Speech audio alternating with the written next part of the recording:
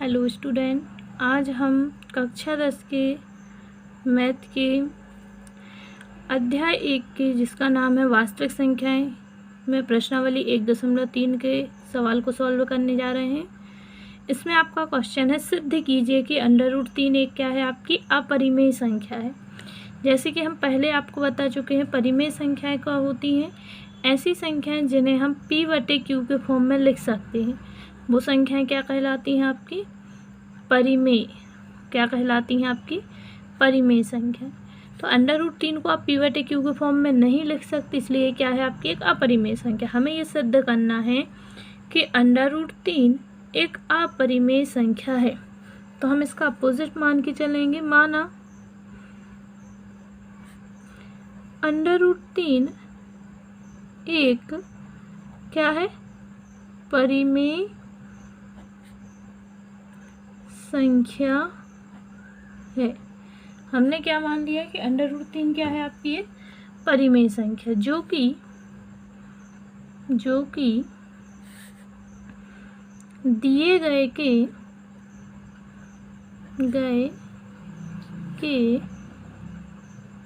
विपरीत है। हमने क्या मान लिया कि भाई √3 क्या है, आपकी एक परिमेय संख्या है जो कि दिए गए के विपरीत है। यदि ये परिमेय संख्या है, मतलब हम इसे p/q के फॉर्म में लिख सकते हैं। तो हम कह सकते हैं कि √5 बराबर किसके होगा, a/b के, जहाँ a और b सह अभाज्य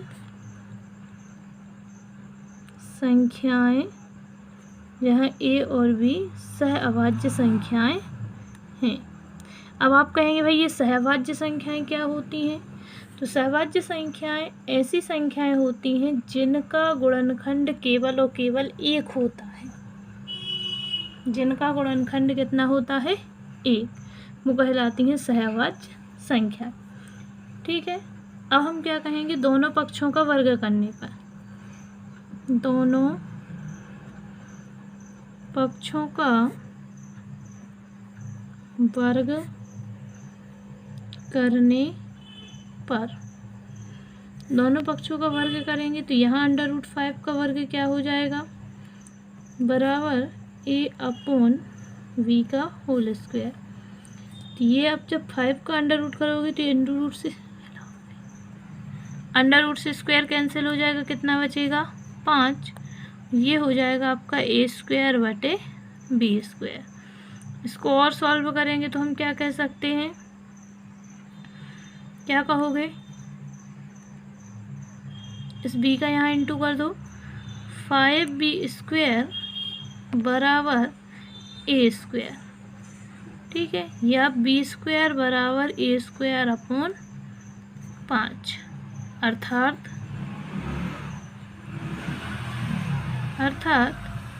a² का एक गुणनखंड, a² का एक गुणनखंड कितना है, 5 है ना। तो उससे डिवाइड कर रहे, एक गुणनखंड 5 है। ठीक है।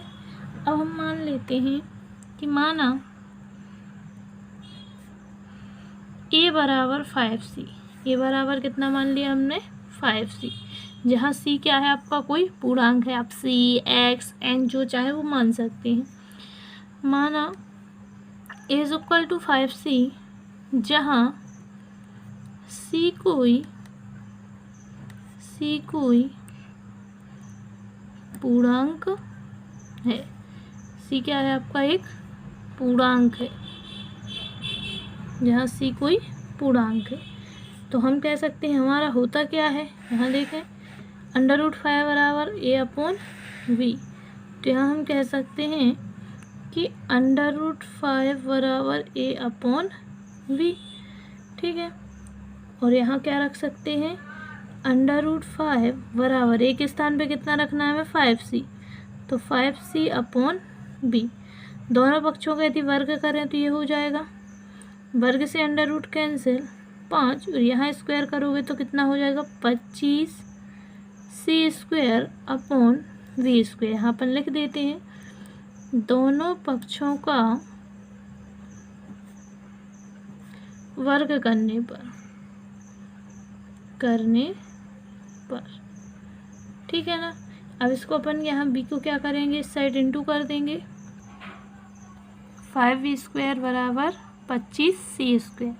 यहाँ से 5 कहाँ जाएगा आपका बटे में, तो b² बराबर 25c² बटे 5। ये 5 से कितने बार कट जाएगा, 5 बार, तो b² बराबर 5c²। या फिर हम क्या कह सकते हैं, या फिर हम यहाँ से क्या कर सकते हैं, b² बराबर 5c² आया। यहाँ से यदि हमें c² की वैल्यू निकालनी तो हम कहेंगे b² divide by 5 is equal to c²।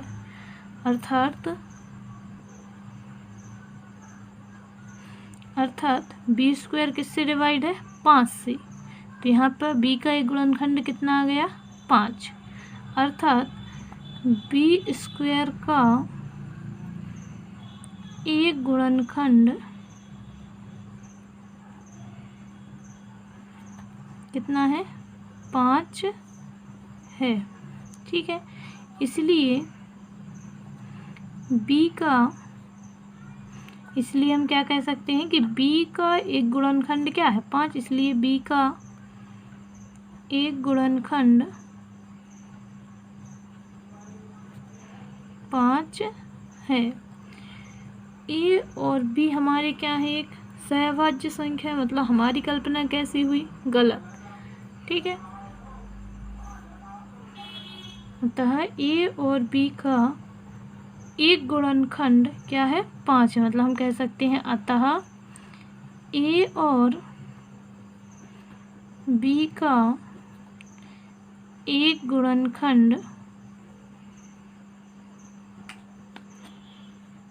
5 है, जो हमारी कल्पना के विपरीत है, जो हमारी कल्पना के विपरीत है। ठीक है, अतः हम कह सकते हैं कि a और b में एक के अतिरिक्त कोई उभयनिष्ठ गुणनखंड नहीं है। हमारी कल्पना के विपरीत है कि a और b के में एक के अतिरिक्त कोई उभयनिष्ठ गुणनखंड नहीं है, कोई उभयनिष्ठ गुणनखंड नहीं है। अतः √5 एक अपरिमेय संख्या है। यही हमें सिद्ध करना था, कह सकते हैं हम इति सिद्धम। ठीक, हेंस प्रूफ। ये हुआ आपका क्वेश्चन कि √5 एक आपकी अपरिमेय संख्या है। इसी तरह आप कुछ और क्वेश्चन सॉल्व कर सकते हो, जैसे कि √2 हुआ, √3 हुआ। इनको भी आप इसी विधि से, इसी प्रकार से सॉल्व कर सकते हैं कि भाई कैसे सॉल्व किया जाता है। तो आप देख सकते हैं, ये आपका सवाल है। ठीक है, एक बार और देख लेते हैं कि √3 एक अपरिमेय संख्या है। हमने क्या माना कि √3 एक आपकी परिमेय संख्या है। परिमेय संख्या है मतलब हम इसे a/b के फॉर्म में लिख सकते हैं। और ए भी क्या मानी हमने, सहभाज्य संख्या। सहभाज्य संख्याएं क्या होती हैं, ऐसी संख्याएं जिनका उभयनिष्ठ गुणनखंड केवल कितना होता है, 1। फिर दोनों पक्षों का वर्ग किया। इसको सॉल्व करने पर हमने देखा कि a² का एक गुणनखंड कितना आया, 5। अब a बराबर हमने कितना मान लिया, c भी एक कोई आपकी पूर्णांक है, ठीक है। यहाँ पे मान रखने के सॉल्व करने के बाद हमने देखा कि क्या है आपका यहाँ पे b² बराबर c, मतलब b² का भी एक गुणनखंड क्या है 5, तो b का भी एक गुणनखंड 5 होगा। तो a और b का एक ही उभयनिष्ठ गुणनखंड आया जो कि 5 है, जो कि हमारी कल्पना के कैसे है, विपरीत है कि a और b में एक ही के अतिरिक्त और कोई उभयनिष्ठ गुणनखंड नहीं होना चाहिए, क्योंकि ये हमने क्या मान के चली थी, सहभाज्य संख्याएं। अतः √5 क्या है आपकी एक अपरिमेय संख्या है। Thank you. इसी तरह हम नेक्स्ट वीडियो में कुछ और क्वेश्चन सॉल्व करेंगे। ये दो क्वेश्चन आप सॉल्व कर सकते हैं कि √3 और √2 वाले, इसी तरह सॉल्व करना है। यदि आपको कोई भी प्रॉब्लम होती है तो कमेंट बॉक्स में कमेंट करें। धन्यवाद।